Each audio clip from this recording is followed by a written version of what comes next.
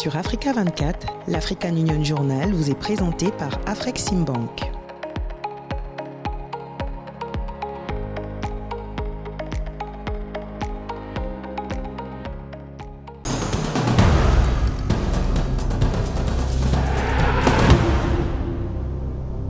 Madame, Monsieur, ravi de vous retrouver sur les antennes d'Africa 24. Vous faites bien de nous rejoindre. Avec plus d'1,4 milliard d'habitants et un patrimoine naturel et culturel exceptionnel, l'Afrique s'impose aujourd'hui comme l'une des nouvelles frontières du tourisme mondial. Pourtant, le continent ne capte encore que 4% des recettes. Un paradoxe alors même que le secteur pourrait générer plus de 80 millions d'emplois sur le continent d'ici 2030. Tourisme balnéaire, écotourisme, tourisme culturel et patrimonial, autant de secteurs sous-exploités, mais essentiels pour diversifier les économies. Comment faire du tourisme un véritable moteur de croissance inclusive et durable? Élément de réponse dans cette édition de l'Africa Union Journal.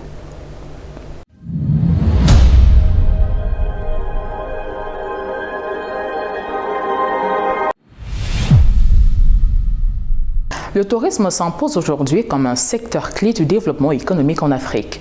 Grâce à ses richesses naturelles, culturelles et historiques, le continent attire chaque année un nombre croissant de visiteurs internationaux.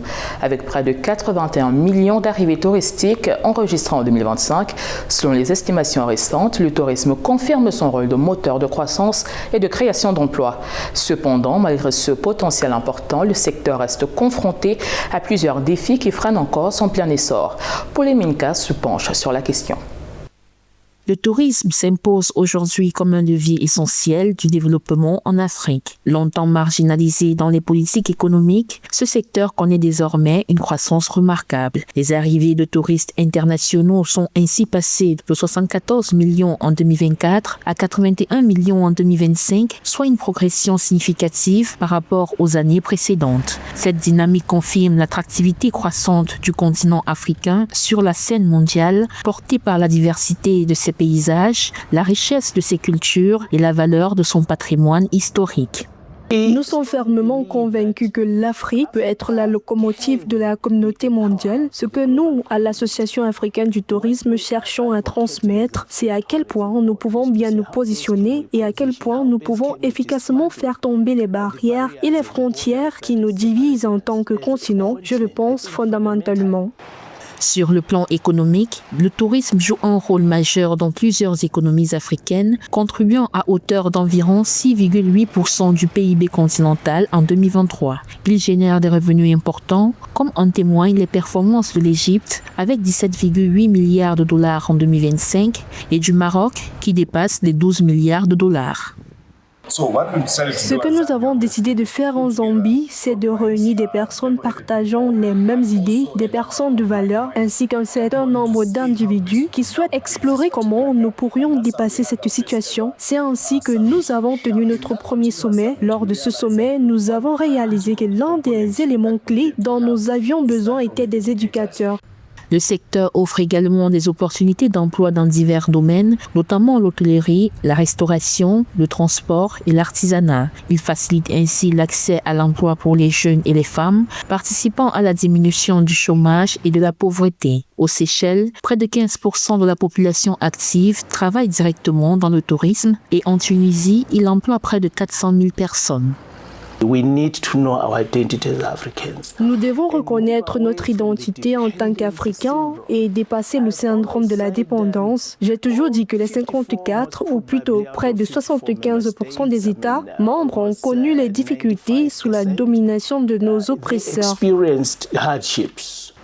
Cependant, malgré son potentiel, le tourisme africain fait face à plusieurs défis, notamment le manque d'infrastructures, le problème de sécurité dans certaines régions et les enjeux environnementaux. Pour tirer pleinement profit de ces secteurs, il est essentiel de mettre en place des politiques adaptées, d'encourager les investissements et de promouvoir un tourisme durable.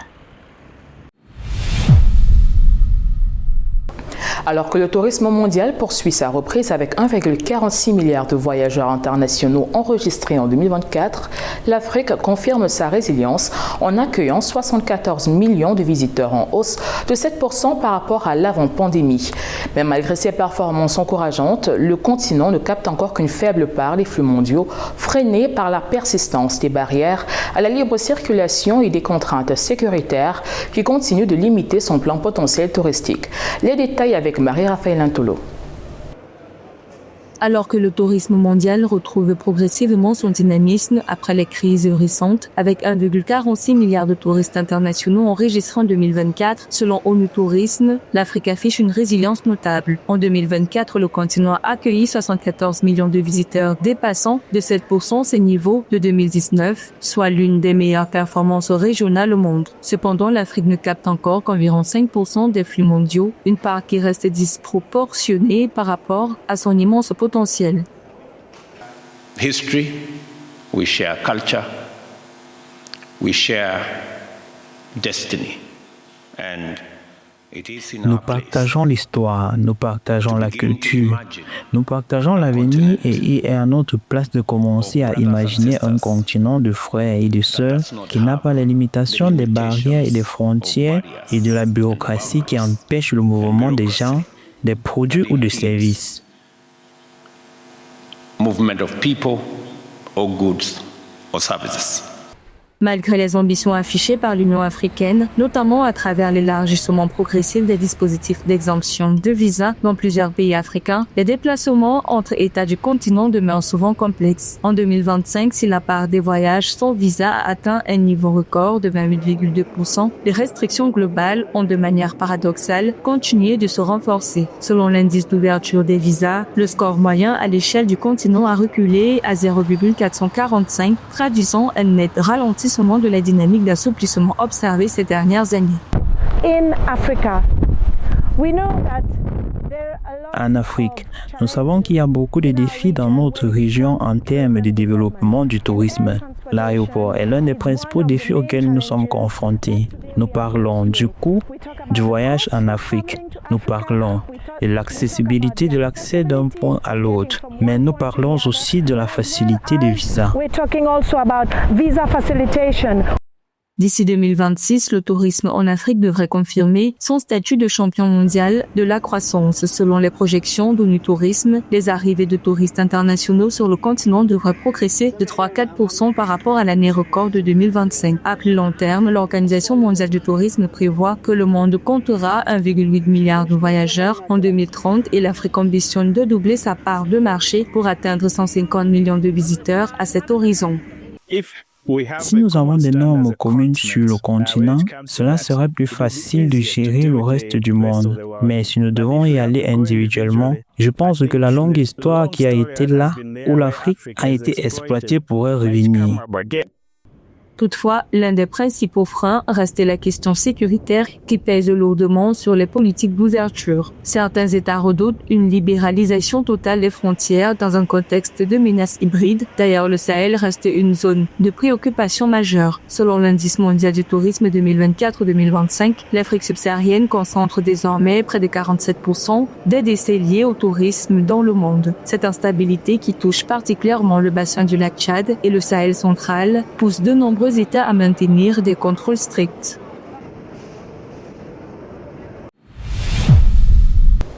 Le transport aérien s'impose aujourd'hui comme un moteur essentiel du développement touristique en Afrique. Porté par la reprise du trafic international, le continent enregistre une hausse continue du nombre de passagers. Des hubs stratégiques renforcent la connectivité entre les pays et les marchés mondiaux, mais entre potentiel économique et défis structurels, le ciel africain reste encore à conquérir. Un reportage signé Rina Kwasi. Le transport aérien constitue aujourd'hui l'un des principaux moteurs du tourisme en Afrique. Selon les données de l'IATA et de l'AFRA, le trafic aérien des compagnies africaines a poursuivi sa reprise en 2024 avec une croissance soutenue du nombre de passagers et un retour progressif vers les niveaux d'avant la pandémie. À l'échelle mondiale, le tourisme a retrouvé environ 95 à 97% de ses niveaux pré-Covid, entraînant une hausse directe des flux vers les destinations africaines. Des hubs stratégiques comme l'aéroport international Hors-Tambo à Johannesburg et l'aéroport international Jomo Kenyatta à Nairobi jouent un rôle central dans la connexion du continent aux marchés internationaux. What we have noted is that in order to better interact with some of the other companies within the aviation industry at large, we do indeed need. Pour mieux interagir avec les autres entreprises de l'industrie aéronautique au sens large, nous avons besoin d'une plateforme, d'un espace où nous pouvons nous retrouver et échanger des informations. C'est d'ailleurs un besoin récurrent, construire une plateforme intégrée où toutes les données de l'aviation, des solutions de paiement de l'industrie hôtelière pourraient être regroupées. Data collected on the payment solution side, data collected within the hotel industry. Everybody's got their own data, but it's more or less kept separate. À l'échelle continentale, cette tendance se confirme. En Éthiopie, l'aéroport international de Bole à Addis Abeba accueille plus de 12 millions de passagers par an, confirmant le rôle central d'Ethiopian Airlines sur le continent avec plus de 17 et 19 millions de passagers sur l'année et dessert plus de 130 destinations. Au Maroc, le trafic aérien a atteint environ 32,7 millions de passagers en 2024, porté par la reprise du tourisme international et la densité des liaisons avec l'Europe.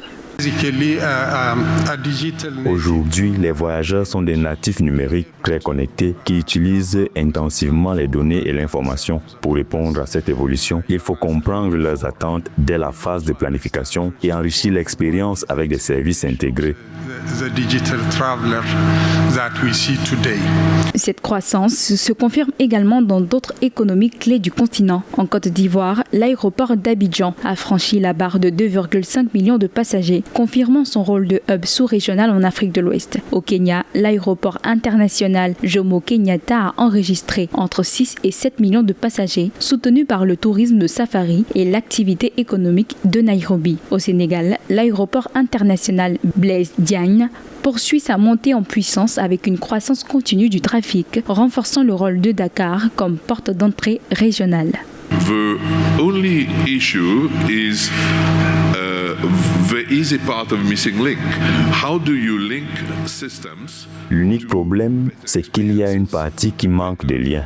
Comment lier les systèmes à des meilleures expériences pour une meilleure optimisation de temps et de revenus. Je pense que c'est la partie qui manque. Les aéroports investiront s'il y a de la sensibilisation en termes d'économie, de ressources ou de revenus et actuellement, il y a une sorte de brèche au milieu. At the moment, there's a little bit of a crack in the middle, if you want, where there's a bit of emptiness.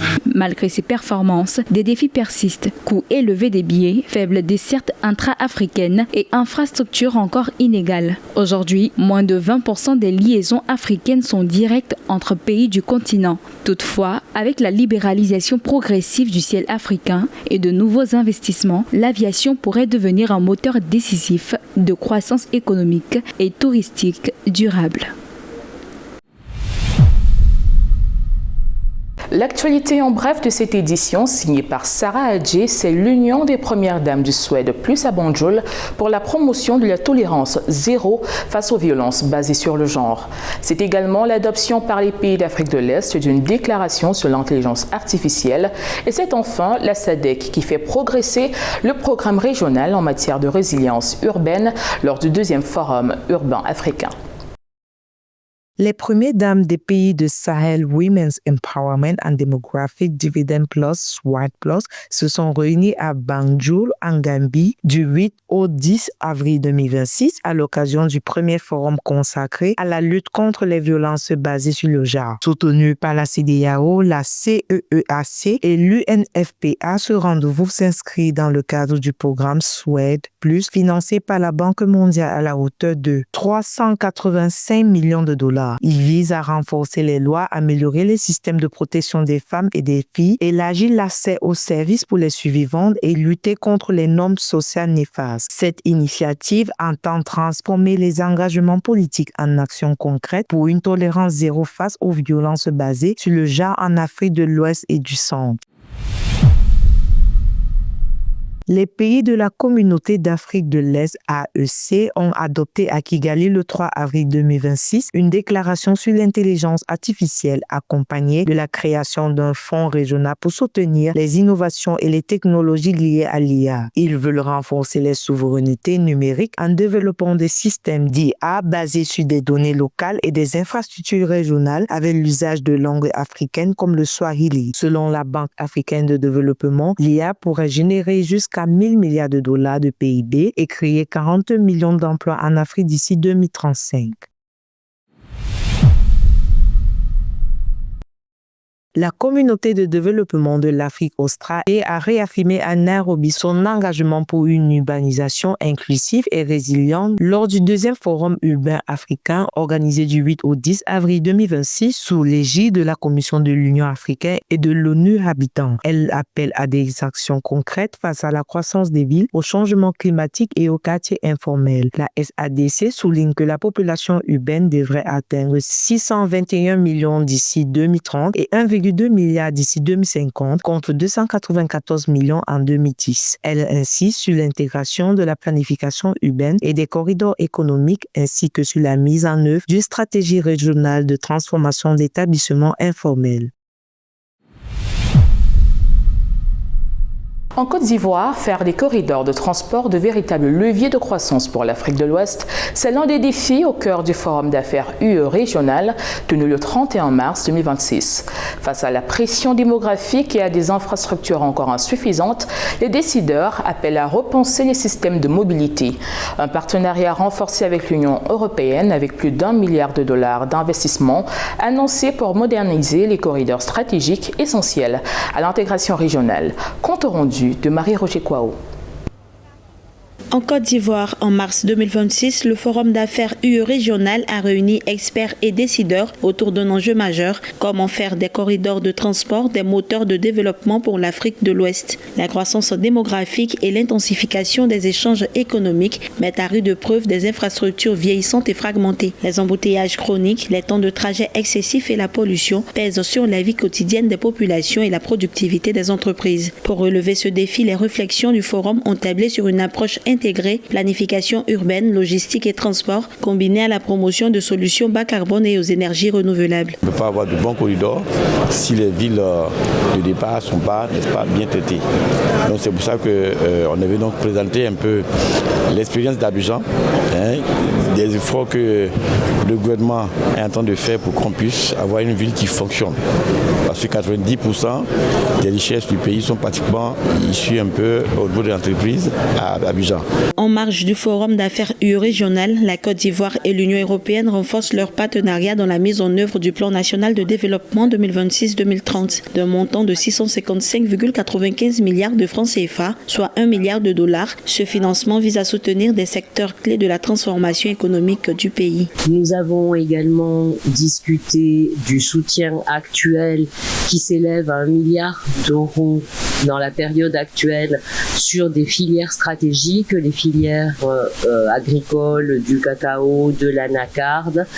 L'objectif de création d'emplois en soutien au secteur privé. Nous souhaitons encourager les investissements du secteur privé européen avec le secteur privé ivoirien. Pour Abidjan, pivot stratégique des corridors ouest-africains, un portefeuille de projets estimé à 2000 milliards d'euros est prévu pour désengorger la circulation. La digitalisation figure également au cœur des recommandations avec des plateformes interopérables pour un système de mobilité fluide et sécurisé. L'amplitude de routes et d'ouvrages qu'on a construits, c'est pas moins de 3000 milliards que l'État a consacré depuis ces 10 dernières années dans les routes. Et dans les services de transport qu'on est en train de faire là, le métro plus le BRT, tous ces éléments là, c'est pas moins de 2000 milliards aussi qu'on est en train de mettre dedans. Vous voyez donc, mais tout ça, on le fait, mais il faut que ces investissements-là puissent être utilisés efficacement. Il faut qu'on respecte le minimum de règles de la circulation. Les experts insistent sur la levée des barrières non tarifaires et l'harmonisation des procédures douanières, essentielles pour fluidifier le commerce intra-africain, qui représente actuellement moins de 20% du commerce total régional. Créer des corridors efficaces et sécurisés pour soutenir l'émergence de marchés communs ouest-africains de 400 millions de consommateurs, tout en mobilisant plusieurs milliards de dollars d'investissement sur les prochaines années.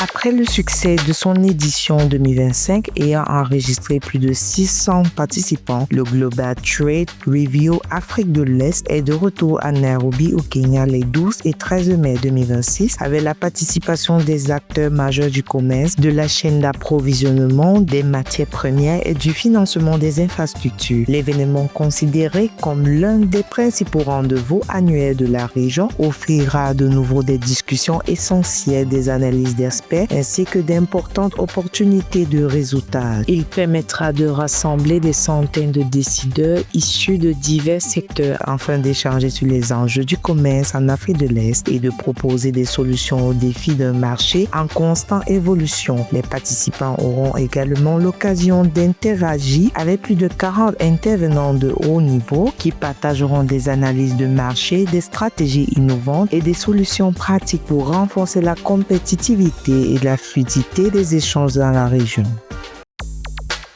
Du 23 au 25 juin 2026, le 6e sommet africain des jeunes consacré aux objectifs de développement durable ODD se tiendra à Accra au Ghana en format hybride, combinant participants physiques et virtuels afin de permettre une large mobilisation à travers l'Afrique et au-delà. Ce grand forum continental réunira des jeunes, des experts du développement, des représentants d'institutions publiques, des agents des Nations Unies, des ONG ainsi que des acteurs du secteur privé autour des enjeux liés à la mise en œuvre des ODD. L'événement offrira un espace d'échange, de réseautage et de réflexion sur la contribution de la jeunesse à la construction d'un avenir durable tout en favorisant la coopération entre les différents acteurs engagés dans le développement du continent. Cette rencontre vise à renforcer les synergies et à promouvoir des initiatives communes en faveur de la réalisation des objectifs de développement durable en Afrique. La 44e conférence annuelle sur les transports en Afrique australe se tiendra du 6 au 9 juillet 2026 à Pretoria, en Afrique du Sud, autour de la thématique de la construction et de la pérennisation de systèmes de transport adaptés à un environnement mondial incertain. Cet événement réunira les différents acteurs du secteur afin de réfléchir aux moyens de développer des solutions de transport plus efficaces et mieux adaptées aux exigences des usagers. Il constituera également un cadre d'échange sur le rôle stratégique du transport dans le développement socio-économique ainsi que les applications des politiques publiques, des stratégies sectorielles et des innovations technologiques dans les différents modes de transport. Les discussions mettront en avant la nécessité de renforcer la coopération entre les secteurs publics et privés dans l'objectif de proposer des solutions concrètes et de définir des plans d'action communs. Cette conférence est imposée au fil des années comme une plateforme de référence pour les réflexions et les pratiques dans le domaine des transports. Figure influente du tourisme international, Elsia Grandcourt incarne aujourd'hui l'une des voies majeures du développement touristique en Afrique. À la tête du département régional pour l'Afrique de l'ONU Tourisme, la Seychelloise œuvre à positionner le continent comme un moteur de croissance inclusive, durable et innovante dans l'économie mondiale. Elle met l'accent sur un tourisme inclusif, créateur d'emplois locaux et un tourisme durable, respectueux des écosystèmes. Découvrez ce leader à travers le regard de Nana Kamsukam. Elsia Grandcourt, originaire de Seychelles, pays où le tourisme constitue un pilier économique central, a construit son expertise au cœur même de cette industrie stratégique. Son parcours s'est progressivement inscrit dans les sphères internationales jusqu'à intégrer les instances de l'ONU Tourisme. Son expérience s'est notamment illustrée par son implication dans les politiques de développement touristique et dans l'accompagnement des États africains. Selon l'ONU, le tourisme attire plus de 30 milliards de dollars d'investissement annuel en Afrique et le secteur pourrait croître de 5% par an en moyenne d'ici 2030. Des statistiques touristiques qu'elle souhaite ici au cours de son mandat. L'ONT s'est révélé être non seulement une plateforme de dialogue permettant de partager des idées, des expériences et des bonnes pratiques, mais aussi une véritable vitrine du continent africain qui prend ainsi en main son propre destin pour assurer l'évolution, la modernisation et le développement durable du secteur touristique. Comme vous le savez tous, le tourisme est le troisième secteur d'exportation en importance, constitue un moteur mondial de la croissance économique et du développement générant 1,700 milliards de dollars américains soit environ 4% du PIB mondial. À la tête du département Afrique, Elsia Grandcourt pilote la mise en œuvre de l'agenda pour l'Afrique, feuille de route de l'ONU Tourisme articulée autour de plusieurs axes tels que l'investissement, la formation et le développement des compétences, la promotion de la marque Afrique et de la coopération régionale. Sous son impulsion, l'organisation accompagne aujourd'hui de nombreux projets techniques dans une dizaine de pays africains touchant à la formation, aux statistiques ou encore à la digitalisation du secteur. L'éducation est l'une des principales priorités de l'Organisation mondiale du tourisme et nous avons eu le plaisir de collaborer avec la Zambie, en particulier depuis que nous avons lancé la boîte à outils et les lignes directrices en matière d'éducation. La Zambie a adopté ces ressources et les a intégrées dans ses propres programmes scolaires. Elle s'efforce désormais d'introduire l'enseignement du tourisme dans les collèges et lycées. Elle a également soutenu des initiatives structurantes comme le développement des comptes satellites du tourisme, outil essentiel pour mesurer l'impact économique du secteur et guider les politiques publiques. Elsia Grandcourt défend une vision claire, faire du tourisme un levier de transformation économique et sociale. Nous voulons réfléchir ensemble et examiner les moyens qui nous permettraient d'élaborer des lignes directrices pour la relance. Et c'est exactement ce qui s'est passé. Nous avons commencé par communiquer certaines lignes directrices essentielles aux différents pays. Grâce à son action et à celle de son institution, le tourisme africain gagne en structuration et en visibilité internationale. Des initiatives comme la création d'académies de formation, le renforcement des investissements ou encore la promotion de nouvelles niches, gastronomie, tourisme communautaire, participent à positionner l'Afrique comme destination compétitive.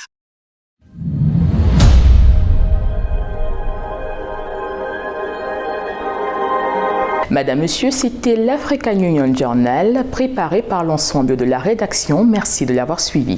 Tout de suite, une nouvelle édition de l'actualité africaine.